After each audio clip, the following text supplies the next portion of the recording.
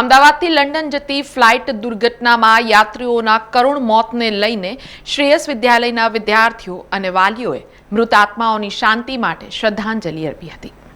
અમદાવાદથી લંડન જતી ફ્લાઇટ દુર્ઘટનામાં 290 યાત્રીઓના મોત થયા હતા, જેમાં વડોદરા જિલ્લાના પણ 26થી વધુ લોકોએ જીવ ગુમાવ્યા છે અને આ ઘટનાથી સમગ્ર દેશ દુનિયા સહિત વડોદરામાં પણ ઘેરા શોકની લાગણી જોવા મળી રહી છે। ત્યારે મૃતાત્માઓની શાંતિ માટે માંજરપુર સ્થિત શ્રેયસ વિદ્યાલયમાં શ્રદ્ધાંજલિ અર્પણ કરવાનો કાર્યક્રમ રાખવામાં આવ્યો હતો, જેમાં શાળાના વિદ્યાર્થીઓ સાથે તેમના વાલીઓ પણ હાજર રહ્યા હતા અને મૌન પાડી શ્રદ્ધાંજલિ આપી હતી।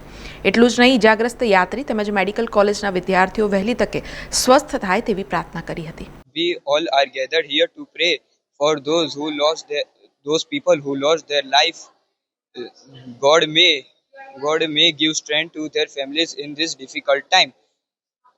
To behalf of Shreyas Parivar, we offer our heartfelt condolence to all the members, pilot, student of medical college and former Gujarat Chief Minister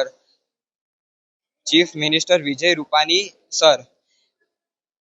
इस दुख की घड़ी में हम आपके साथ हैं। ईश्वर इस दुख को सहन करने के लिए आपको शक्ति दे। ओम शांति।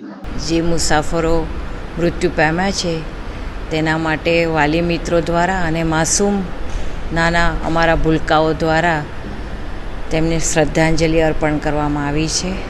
તદુપરાંત જે યાત્રીઓની અત્યારે ઈજાગ્રસ્ત થયા છે અને સારવાર ચાલી રહી છે તેમને જલ્દી સાજા થઈ જાય તેના માટે પ્રાર્થના પણ કરવામાં આવી છે।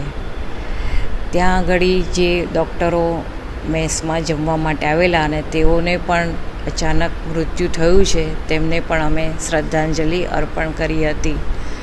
વિદ્યાર્થીઓ અને વાલી મિત્રો અને શિક્ષક દ્વારા કેન્ડલ પ્રગટાવી અને તેમના માટે પ્રાર્થના કરી હતી। સમાચારોના સતત અપડેટ માટે TNN ન્યૂઝને YouTube પર સબસ્ક્રાઇબ કરી બેલ આઇકોન પ્રેસ કરો અને અમારી સાથે જોડાયેલા રહો Facebook, Instagram અને Twitter ઉપર।